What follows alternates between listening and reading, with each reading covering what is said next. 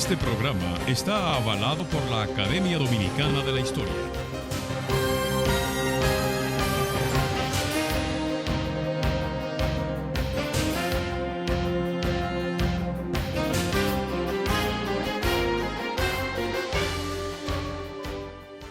Hola, pueblo dominicano.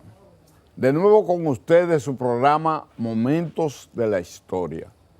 Para nosotros constituye la presentación de hoy un programa súper especial porque vamos a dar, digamos, el cierre momentáneo de la epopeya del movimiento 14 de junio. Los preparativos de la expedición de Constanza, Maimón, Estero Hondo, los entrenamientos, la llegada, los problemas que desde antes de llegar tuvieron, porque la expedición estaba prevista en Constanza, en Maimón y Estero Hondo. Estero Hondo y Maimón fue esperada. Ya esos aspectos lo hemos tratado, pero lo vamos a pasar brevemente porque tenemos que profundizar entonces en la continuidad de ese movimiento, del pensamiento, del programa, del surgimiento de una institución organizada, siguiendo la trayectoria de los expedicionarios que fracasaron en Constanza, Maimón y Estero Hondo, la mayoría de los cuales fueron muertos y solamente 5 o 6 quedaron vivos, y de esos 2 eran cubanos y otro murió brevemente. Entonces vamos a ahondar con una persona vinculada, primero uno de los fundadores originales del 14 de junio, de los 10 originales del 14 de junio,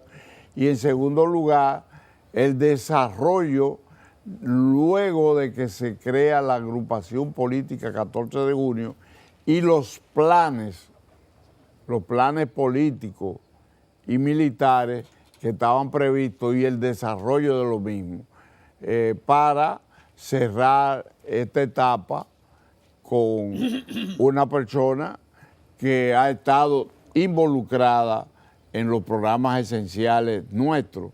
Es más, la semana pasada pusimos una repetición de uno de sus programas porque mucha gente estaba deseoso de verlo y analizarlo. Le damos las gracias al doctor por su visita y por su consecuencia de apoyar este programa y además exponer de una manera que enriquece el conocimiento de las generaciones de hoy y de mañana. Así que bienvenido, doctor. Gracias, Rafa. Agradezco la oportunidad de volver sobre el 14 de junio. Ya tuvimos una primera oportunidad, pero no pudimos profundizar en 2 aspectos. Primero, profundizar en lo que fue la raza inmortal. Y por otro lado, no pudimos profundizar en lo que fue el 14 de junio. Hoy lo intentamos. Para una profundización sobre la raza inmortal, yo quiero primero poner el acento en el ejemplo, lo que significó para el país esa expedición que involucraba 6 países además del nuestro: Guatemala, Puerto Rico, Estados Unidos, España, Venezuela, Cuba. Pero además,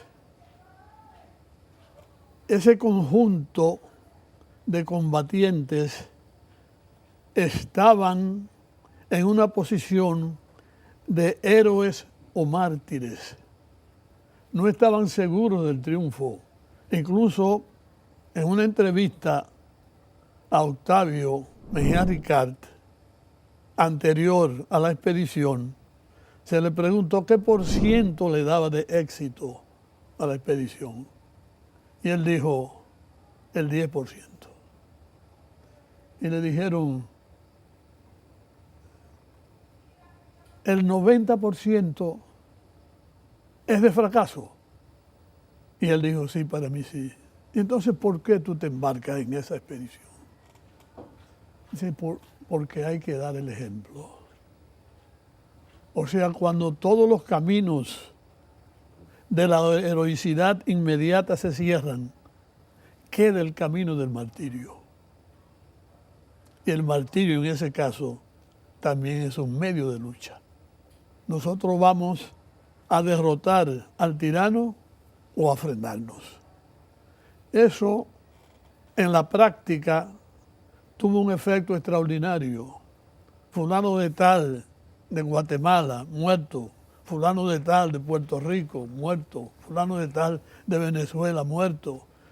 Eso creó... Hasta de España había también. De España, claro, y de Estados Unidos. De Estados Unidos. Pero eso creó una conmoción extraordinaria, que nos creó una suerte de compromiso de carácter moral. Pero si este conjunto de gente se inmola, ¿cómo vamos a estar indiferentes? Pero claro, el segundo aspecto que quiero destacar es más dilatado.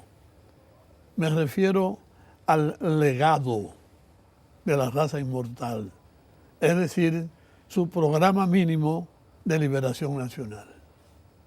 Ese programa sirvió de discurso para nosotros, porque debe recordarse hoy el retraso en que vivíamos nosotros, el retraso económico, el retraso político, pero sobre todo el retraso ideológico. Estábamos al margen de los avances de la humanidad y sobre todo de América. No estábamos conectados, pues, por ejemplo, con los avances de Cuba. Cuba logró lo que logró porque era el país más avanzado políticamente de América Latina. Ese legado yo lo divido en varios segmentos. Y el primero es el de la constituyente. El país tenía una constitución que realmente era una carta, no era una constitución, porque era un conjunto de preceptos convenientes al trujillato. Era una constitución a la conveniencia del trujillato.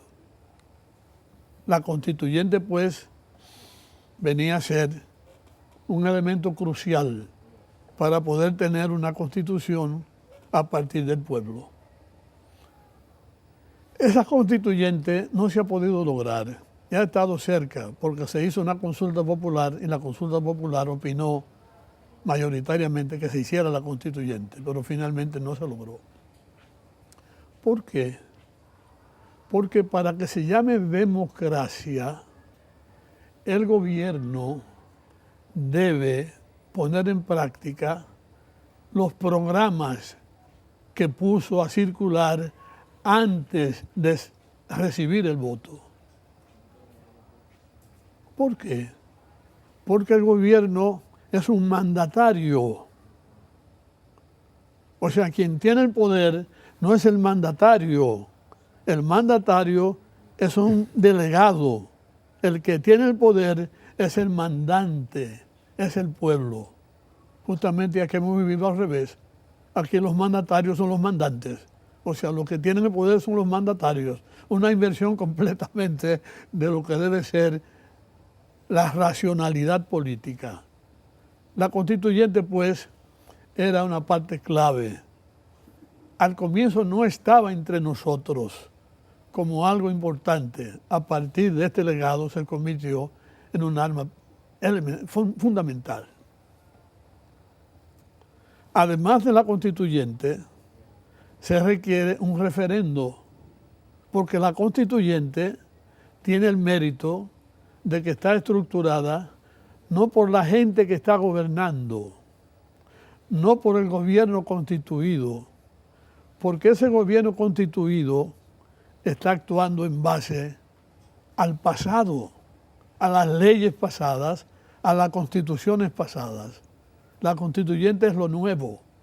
Entonces, por eso, el gobierno, el Congreso, los diputados, los senadores, no están en capacidad para moverse desde lo nuevo. Están en capacidad para reforzar lo viejo. Entonces, por esto es necesario que se escojan personas entendidas en la Constitución y justamente depositarias de las nuevas urgencias de la nación. Por ello es importante la constituyente. Pero todavía hay un paso pendiente, que es el referendo que consolide la constituyente. La constituyente es la propuesta de una parte de la nación. El referendo la convierte en el mandato del pueblo. O sea que la constituyente tiene un significado extraordinario y es parte fundamental del legado de la raza inmortal. Por otro lado, está la autodeterminación. Hicieron un énfasis en la autodeterminación.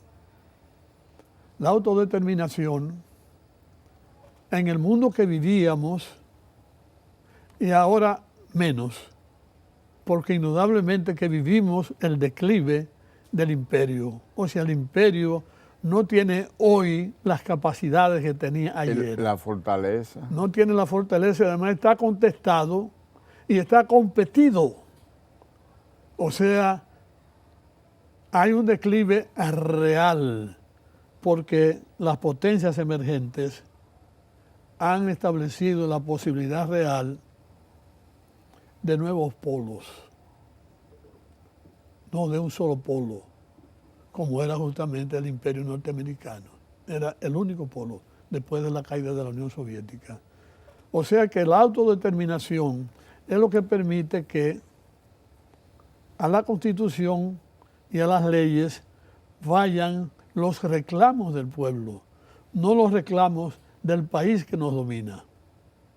Esa autodeterminación permite que si el pueblo está de acuerdo con el socialismo, pues establece el socialismo.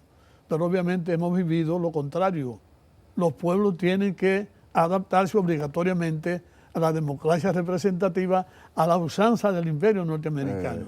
O se impone teóricamente un régimen socialista que realmente no cumple con todos También los se da requisitos. eso, también se se da dan los extremos. Exacto. Cuando no hay una constitución con una conciencia de la población. Efectivamente. Entonces, de hecho, estos son aportes nuevos que fortalecen la concatenación de exposiciones que adrede hemos estado impulsando con la actitud de humildad suya, que no ha querido o no ha alegado que no quiere tener tantas participaciones alrededor de un tema, pero es que realmente usted es parte del núcleo que formó, que concibió el movimiento 14 de junio y que estaba relacionado con la expedición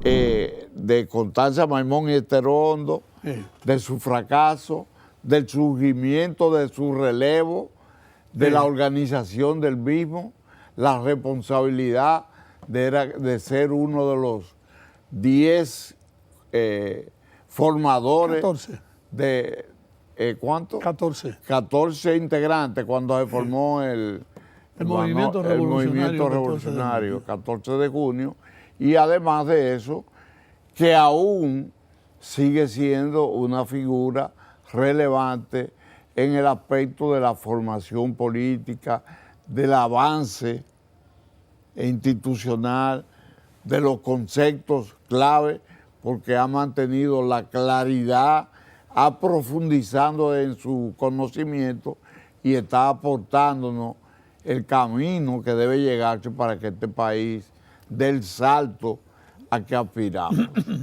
Entonces vamos a hacer un receso para entonces abordar los temas sucesivos De acuerdo. que nos permitan este programa tan rico, tan sustancioso y tan bien expuesto por usted. Formidable.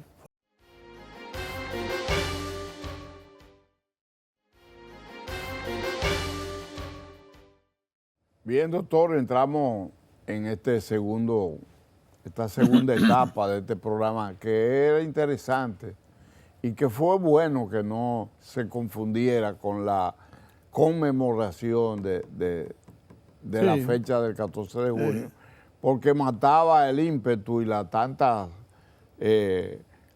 exposiciones que estaban haciendo y no daba oportunidad que uno pudiera esclarecer con puntualizaciones profundas y verdaderas, que solamente la pueden exponer gente verdaderamente conocedora a fondo del mismo.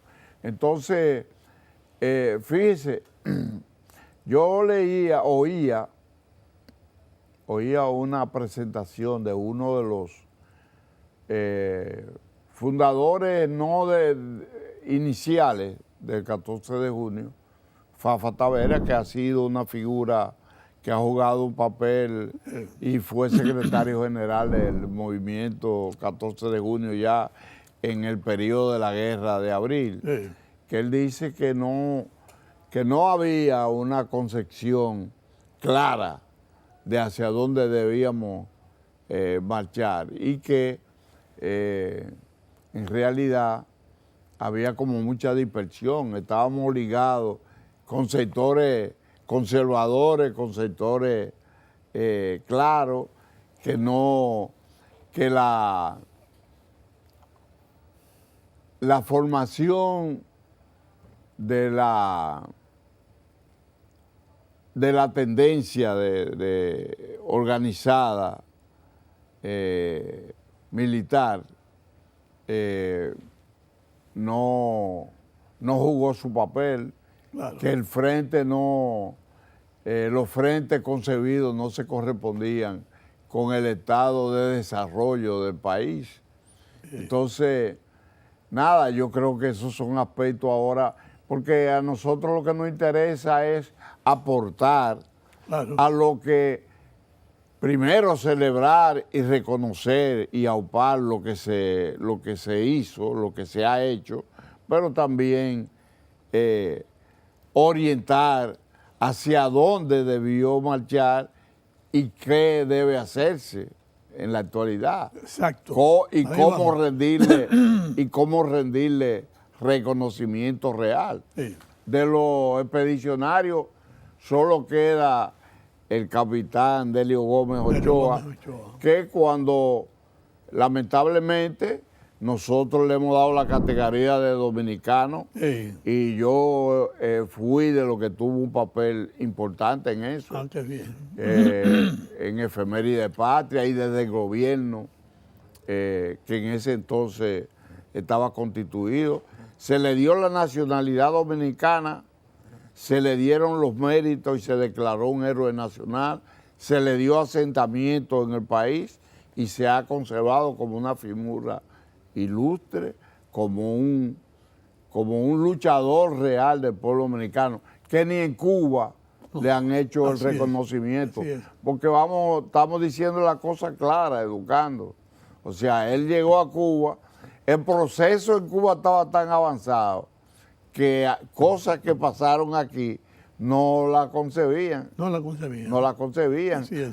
Además que tenían un ejército triunfador, que además de triunfar la guerrilla, también triunfó en la expedición en Playa Girón, y en 2 días destruyeron un ejército de 1.500 claro, combatientes con el apoyo irrestricto en aviones, en barcos, con armamento suficiente y fueron aplastados directamente por los jefes del movimiento. Encabezado por Fidel. Encabezado por Fidel Castro.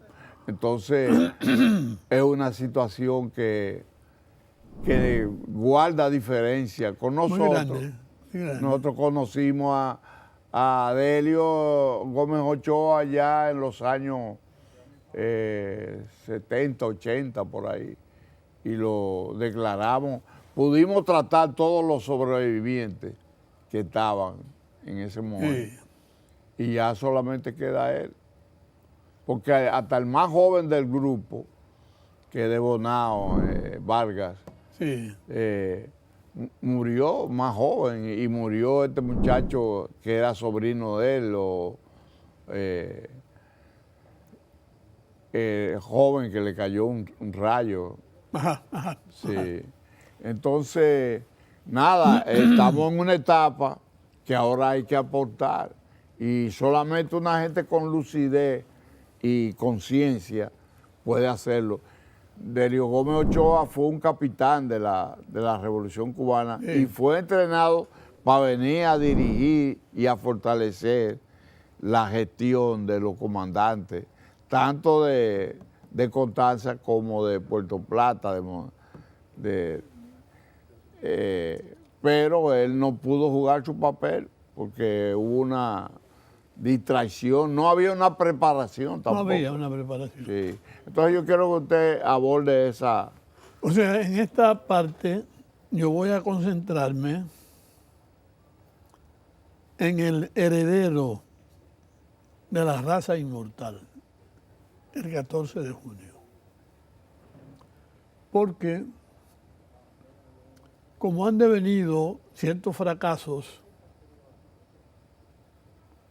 podría surgir la tentación de disminuir la importancia del 14 de junio. Voy a concentrarme ahora en la etapa clandestina. Y voy a partir justamente de lo que tú señalas. El retraso nuestro. O sea, ¿cómo pudo el 14 de junio, de una situación de entrega absoluta al tirano, pero no solamente del tirano, sino de los focos de formación ideológica que teníamos en el país, en el sentido de mantener el tirano? Me refiero a la prensa. O sea, la prensa jugaba un papel extraordinario para mantener la subordinación de la nación a Trujillo. Pero no solo la prensa, la universidad. La universidad, que obviamente Trujillo era quien nombraba el rector y los vicerrectores, y era un elemento completamente subordinado. Y los profesores que tenían que estar alineados con lo que estaba gobernando y con las orientaciones. Imagínense, Balaguer fue durante todo el proceso de la dictadura de Trujillo uno de los hombres clave en términos intelectuales. No fue. Y efectivamente esa era la línea de conducta que se establecía, sí. Incondicional. Entonces no se podía orientar ni crear un relevo, se crea una guardia universitaria para mantener sometido a los estudiantes que iban surgiendo.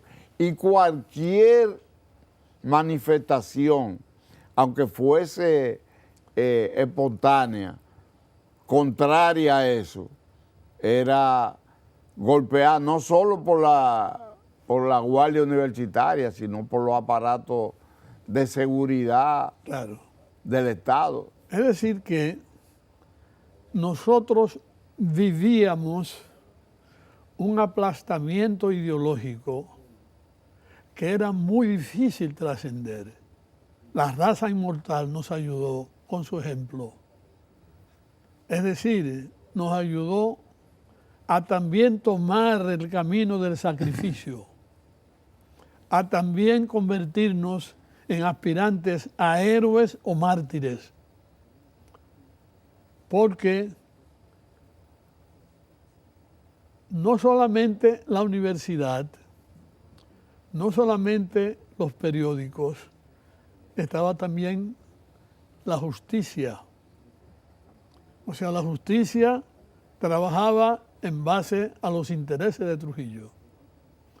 Y obviamente lo que era el Congreso era algo conectado orgánicamente al jefe, porque el jefe, cada diputado o senador que era elegido, cuando le llegaba la certificación de la Junta Central Electoral, él entregaba una carta de renuncia, el diputado o el senador, sin fecha. De manera que cuando Trujillo quería deshacerse de él, solamente le ponía la fecha. Exacto. Es decir, quiero conectar al auditorio con la situación que nosotros vivíamos en el momento en que nos dispusimos a combatir la tiranía. Pero estaba el problema del hogar. En el hogar había una presión extraordinaria también en contra de nosotros. Es decir que el 14 de junio, los integrantes del 14 de junio, en particular de la etapa clandestina, eran patriotas porque el régimen pisoteaba todos los valores de la patria, la igualdad, la libertad, la equidad y sobre todo la dignidad. O sea, había una inducción al negar todo esto de la negación de ello. Pero estaba el problema del carácter revolucionario que asumimos. Es que el sistema como un todo estaba aplastado. O sea, el ser revolucionario era una inclinación natural que solamente la obstruía el miedo. Y ese miedo justamente fue vencido por nosotros, ayudados indudablemente por los expedicionarios de junio, indudablemente. O sea, fue un desafío de parte de ellos hacia nosotros. O sea, si esta gente se inmola, ¿por qué nosotros no? O sea, que el miedo obviamente tenía que ser superado previamente a tu ser antitrujillista, porque el camino del antitrujillista estaba, el triunfo lejano obviamente, pero era la prisión, era la tortura, era la muerte. O sea que el miedo tenía que ser superado. Eso lo logró el 14 de junio. O sea que en el 14 de junio, en los combatientes del 14 de junio, se ligaban una serie de virtudes en ese tiempo, sobre todo. El patriotismo es una virtud en cualquier momento, pero en una situación como la de Trujillo es particularmente virtuoso. 14 era patriota, era revolucionario y obviamente era valiente. Esas tres virtudes a mí me gustaría que las nuevas generaciones la estudiaran para valorar y entender además luego ciertas debilidades conductuales que el 14 de junio incurrió. Muy bien, vamos a cumplir estrictamente el tiempo. De acuerdo. Y pasamos en el tercer segmento, usted va a profundizar sí, los vamos aspectos. Sí. La parte legal y la parte de la preparación de la insurrección. Exacto. Y también la línea militar que se implementó. De acuerdo. Porque vamos a también analizar la caída del líder. Claro. La caída del líder y gran parte de los luchadores de esa gesta. Sí. El éxito de ser este país el único que ha producido una insurrección contra el imperio norteamericano en América, Sí. y la situación que se presentó, que no pudieron aplastarnos totalmente, Claro. aunque impidieron el éxito. Sí. Y entonces los factores que influyeron en todo eso, que usted domina a plenitud. Así que en breve continuamos De acuerdo. con su De participación. acuerdo.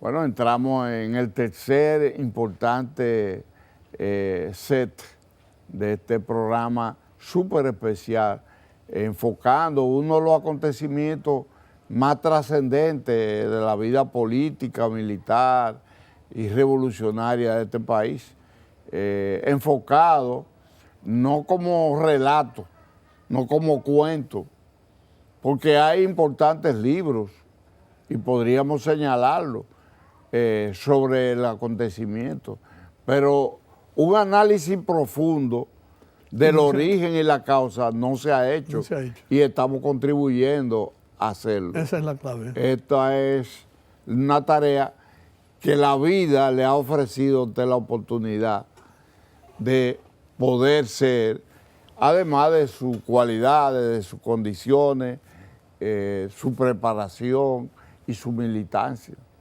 que no se ha desentendido de eso, porque usted puede ser un héroe nacional, pero si llega un momento que usted por salud, por tal circunstancia, no puede darle continuidad, desde el estrado de la enseñanza, que es la universidad, usted ha seguido siendo más preparado política, militarmente, académicamente, sigue siendo un portador de ideas innovadoras que fortalecen lo que debió haberse analizado de esa época. Esa época, claro. Así es que le damos oportunidad de que usted aborde este Bien. segmento. Bien, en el segundo segmento quedaba claro que para la lucha contra Trujillo el canal era la insurrección. No había manera de enmendarlo, había que subvertirlo todo. Y el 14 justamente escogió el camino de la insurrección. En la etapa legal, cuando es decapitado el tirano, el 14 tiene pues que arriar públicamente la bandera de la insurrección y conectarse con expectativas del gobierno civil. Pero no desechó la insurrección, clandestinamente siguió con la insurrección. No, y había una estructura supuesta que no llenó a plenitud su gestión. Sí, no pudo. No pudo, ni podía, No porque no estaba sobre una base realista, De acuerdo. objetiva, De acuerdo. estudiada, ni compuesta debidamente, porque en su seno había gente que no conocían ese proceso y otros que hasta terminaron públicamente siendo agentes, Sí. como es el caso de Luis Henao. Y como Luis Henao pudo haber cualquier otro. Sí. En la autocrítica se hace esa observación. Ahora yo quiero plantear que en la búsqueda de la insurrección, Manolo Tavares me entrega una carta para Fidel Castro para que Eso en el año 62. No, eso es en el año 61. 61. A fines del 61. Una carta a Fidel Castro para que nos entrene. Y yo fui el encargado de llevar la carta y el responsable de ese grupo, un grupo estupendo, a donde estaba Hipólito Mejía, Sánchez, Polo Sánchez. Y estaba José Daniel Ariza, estaba Pipe Faxas, estaba Chanchano, o sea, era un grupo muy importante. Tuvimos un gran entrenamiento, o sea, los cubanos se extremaron. Yo, claro, puse el acento en mi entrenamiento político, porque en mi cabeza, y ya eso lo había hablado con Manolo, estaba el problema de la estrategia, o sea, cómo se resolvía el problema de la insurrección y para qué la insurrección. ¿Cómo y para qué la insurrección? Y entonces por eso me concentré mucho en estudiar el proceso cubano. Y claro, me convencí, desgraciadamente, de que era un proceso completamente diferente a lo que nosotros podríamos hacer. Que aquello era una salida inimitable por nosotros. Me convencí absolutamente. Regresamos, comenzamos los preparativos. En la propia Cuba se planteó un solo frente, con los mejores y en el mejor sitio. Y en la medida ese frente fuera consolidándose, que surgieran otros frentes, pero consolidado uno. Y sin Manolo. O sea, Manolo debía preservarse. Manolo no debía correr el riesgo de los primeros días. Lo que le pasó a Martí. Efectivamente. Lo que le pasó a Martí, que no fue peor porque estaba Máximo Gómez. Exactamente. Bueno, lo que hay es que el acuerdo de un solo frente se hizo en Cuba. Vino aquí, en el informe se le hizo a Manolo y estuvo de acuerdo. Yo comencé mis trabajos justamente en la central. Pensábamos en la central, pero no en la central cerca de Bonao, sino en la central profunda, de manera que tuviéramos zonas de refugio y pudiéramos actuar hacia el sur, hacia el norte, hacia el oeste y hacia el este, desde el centro de la central. Pero de buenas a primeras surge un instrumento llamado la infraestructura, del cual yo no tuve conocimiento. Esa infraestructura, debo decirlo rápidamente, pero no puedo olvidar un razonamiento que hice en aquel momento, y es que la infraestructura podría sustituir al 14 de junio como elemento político. O sea, tomar decisiones por encima y del aspecto político. Y así actuó. ¿Por qué que la guerra es la política por otros medios? Y la estructura hizo que el 14 olvidara la política. Incluso el propio periódico se desatendió, siendo un instrumento clandestino, al colmo de que un miembro del Comité Central como Leandro Guzmán, que era el tesorero, no sabía de la estructura. Manolo y él vivían en la misma casa y Manolo, porque la estructura se reunía a las 5 de la mañana, Manolo salía hacia las reuniones de la estructura sin que lo supiera Leandro. Al final lo supo en septiembre y desgraciadamente cayó en septiembre del 65, cuando ya había pasado. Del 63, septiembre del 63. Fue que supo Leandro. Sí, efectivamente. O sea, un año después. Justamente cuando se desarrolló la idea de los 7 frentes, yo provoqué una reunión y le expliqué que nosotros teníamos acordado que se hiciera un solo frente con los mejores combatientes y en el sitio de óptimas condiciones. Polo me respondió airadamente que ya se había resuelto 7 frentes. A mí me provocó una conmoción muy fuerte porque, claro, quien debía responderme era Manolo, pero quien respondió fue Polo. Yo di el tiempo para que Manolo hablara, no habló, y entonces expliqué. Yo tengo 2 entrenamientos y tengo el conocimiento bastante acabado de lo que es el país. Y estoy convencido que 7 frentes ponen en peligro el 14 de junio.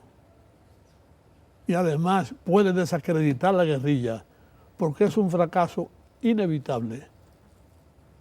No vivimos en la actualidad en República Dominicana, en el plano militar, dirigidos por el gobierno dominicano. Lo estamos por el gobierno de Estados Unidos.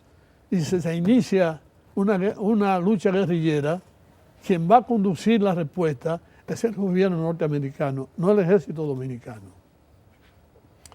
Claro, yo estaba compenetrado con lo que era la guerra especial de Estados Unidos, que había establecido No, y el momento que se estaba viviendo a nivel mundial. Efectivamente. Y, ¿no? y el propio Cuba, Y sobre todo, que se había liberado y que había entrado en un conflicto tan grande que solamente un acuerdo de último minuto en la Unión Soviética, Khrushchev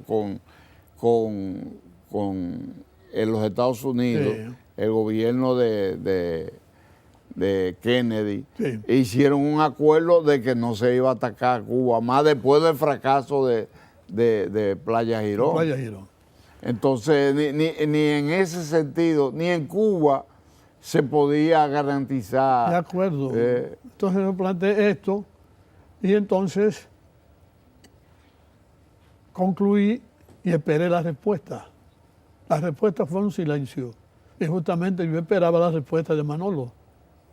Y cuando no hubo respuesta, yo planteé que me retiraba porque no iba a ser parte del descrédito y la eliminación del 14 de junio y la eliminación de lo que era la guerrilla como instrumento de lucha. Me marché y avancé hacia otro partido. El 14 siguió con sus planes. Y luego, cuando se consolida la estructura, ello trajo como condición el debilitamiento de la dirección del 14 de junio. O sea, la infraestructura acabó convirtiéndose en la estructura del 14 de junio. Y obviamente, y eso fue incluso reconocido por Manolo en un discurso donde dijo que se habían descuidado con la orientación política. Es que se tomó la guerra de manera unilateral. Pero además no se tomó en cuenta los 3 requisitos elementales de la guerrilla para iniciar una acción: la situación y poder del enemigo, la situación y ambiente del pueblo, y la situación y la fuerza de uno. O sea, si se hubiese estudiado la situación del gobierno, se habría entendido, porque ya existían las fuerzas especiales aquí, de que en caso de una guerra, quien iba a actuar era esa fuerza especial dirigida por Estados Unidos. Y así ocurrió, y perdimos a Manolo, y además desacreditamos lo que era el método de la guerrilla. Y parte de los cuadros más importantes del 14 de junio. Y el movimiento fuera del 14 de junio no estaba en capacidad de reemplazar esa trayectoria, ni tenía la fortaleza ni el liderazgo suficiente como para darle continuidad a eso. Usted se vinculó entonces al PSP. Al Partido Socialista Popular. De acuerdo. Y siguió entonces la formación ya en el área social, política y militar. Claro, en mi estadía en el Partido Socialista Popular, yo tuve que ejercer cierta presión para que el Partido Socialista Popular mirara la perspectiva de la lucha armada en República Dominicana. Y fui invitado al Comité Central. Y Pedro Mir me preguntó: entonces usted está hablando de la vía armada para acceder al poder. Digo yo, si nos lo imponen, sí, yo estoy hablando de eso. Y como resultado de esto me mandaron a estudiar a la Unión Soviética. Por eso, claro, cuando se da el golpe de Estado y todo esto y surge la guerrilla, yo estoy en la Unión Soviética. En ese periodo. En ese periodo. Ah, muy bien. Vamos a hacer la pausa. Nos queda un segmento de conclusiones alrededor del tema y cualquier aspecto novedoso que en el tiempo usted pueda de acuerdo. Exponer.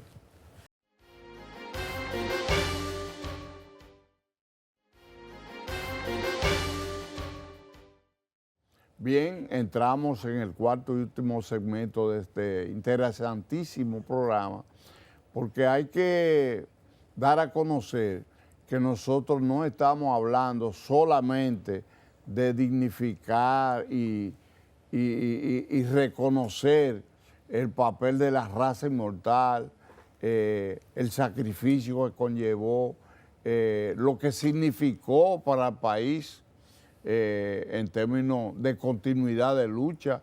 La guerra de abril es resultado de la continuidad de esas luchas, sí, claro, y de esas metas, claro, y de esos ideales, claro, y de la misma muerte de Manolo, pero también conllevó poner en evidencia lo que usted había sostenido.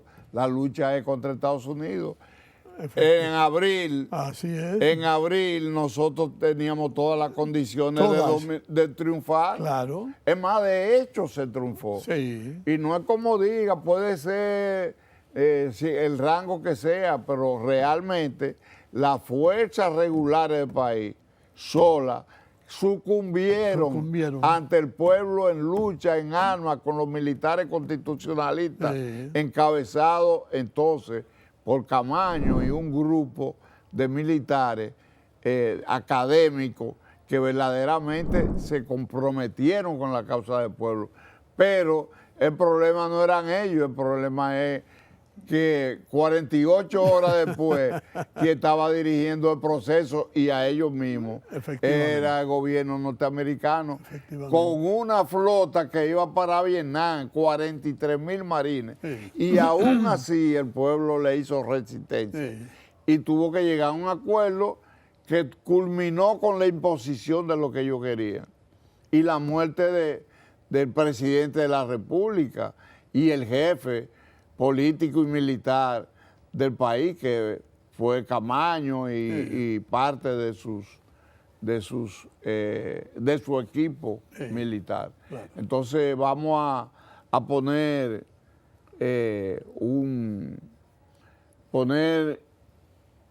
una conclusión a este tema de hoy, y podríamos abordarlo en caso necesario, que será necesario en otra oportunidad. Vamos a ver.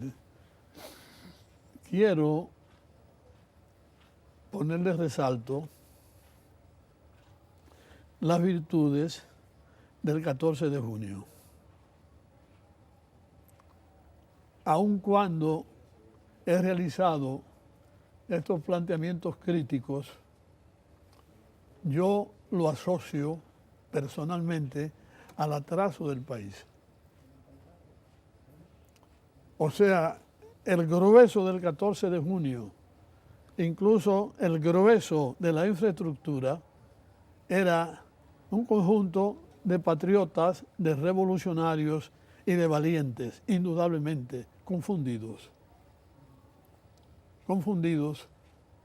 e ignorantes de con quién iban a enfrentarse. Pero aun cuando lo más expedito era el martirio, ellos fueron decididos.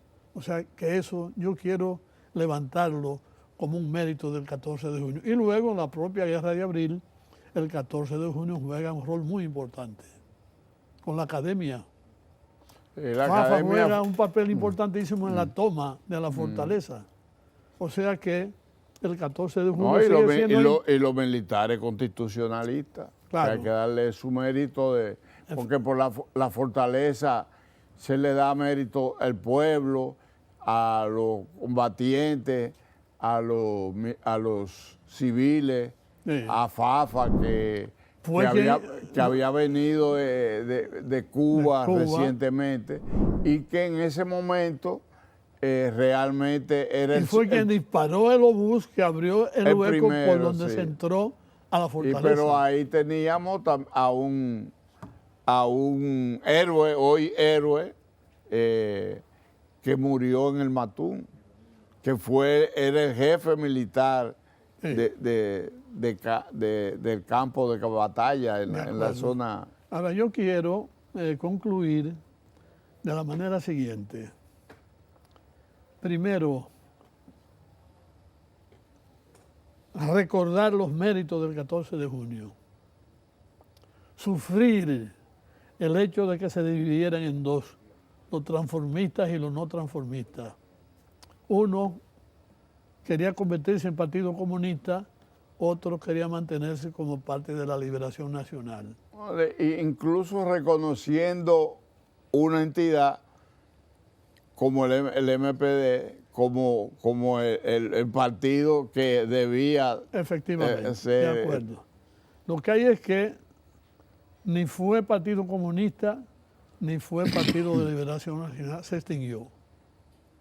Ahora, la izquierda vive una etapa de reflujo muy fuerte, aun cuando, según conozco, porque soy militante todavía, hay esfuerzos importantes, De autocríticos, de unidad, pero sobre todo de educación,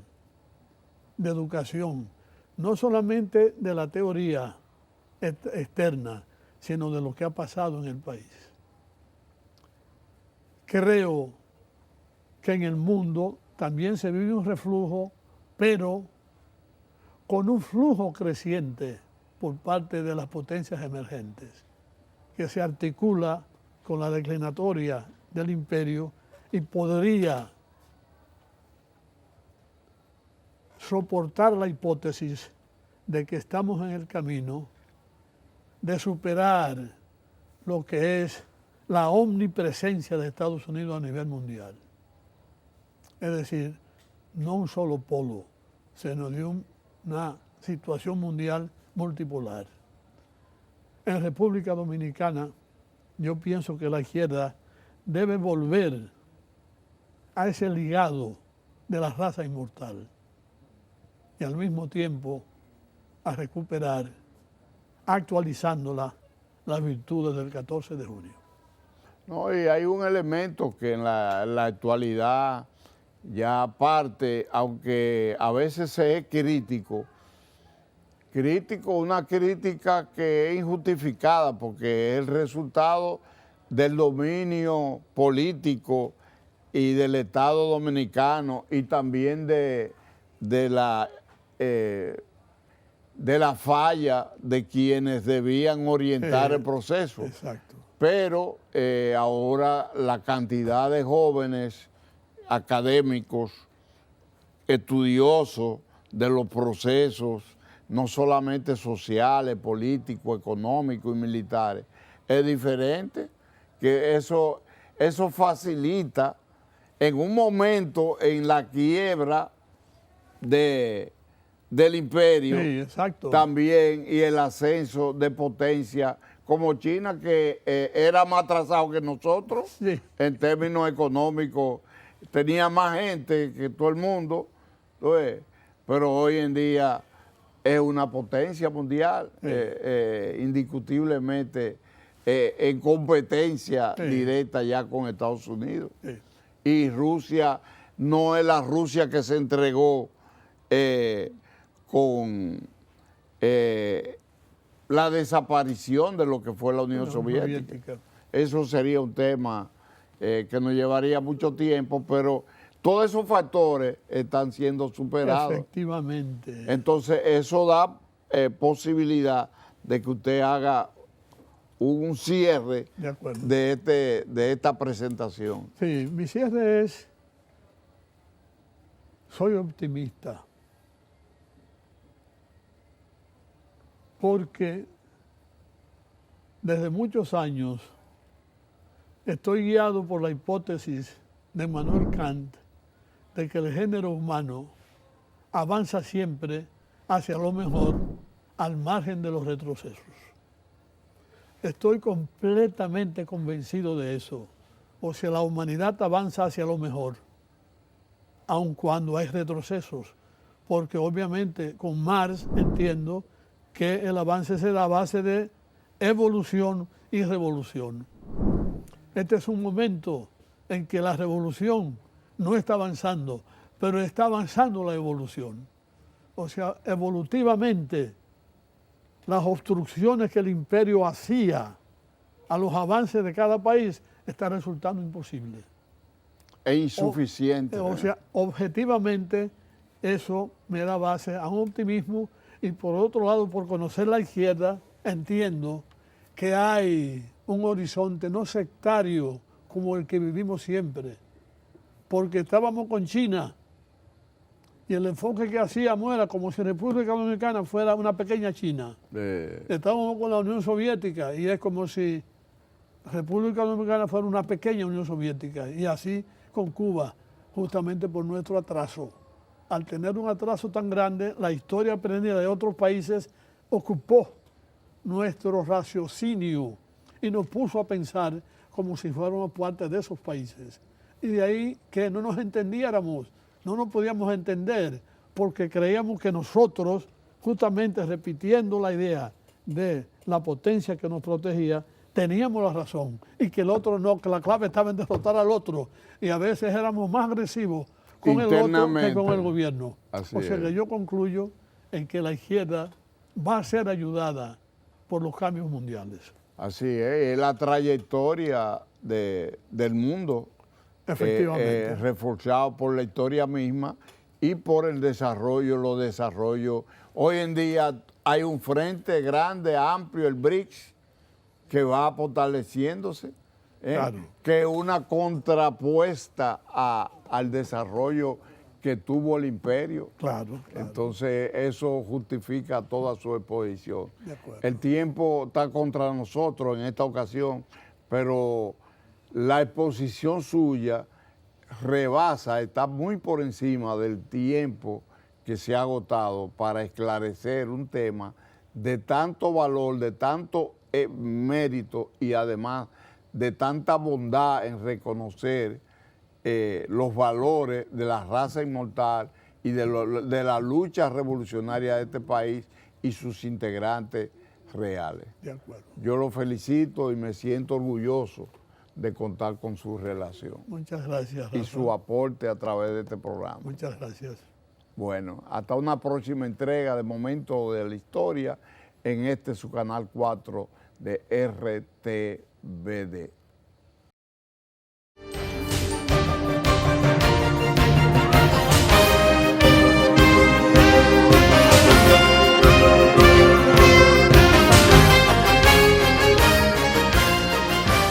Este programa está avalado por la Academia Dominicana de la Historia. Comisión Permanente de Efemérides Patrias. Presentaron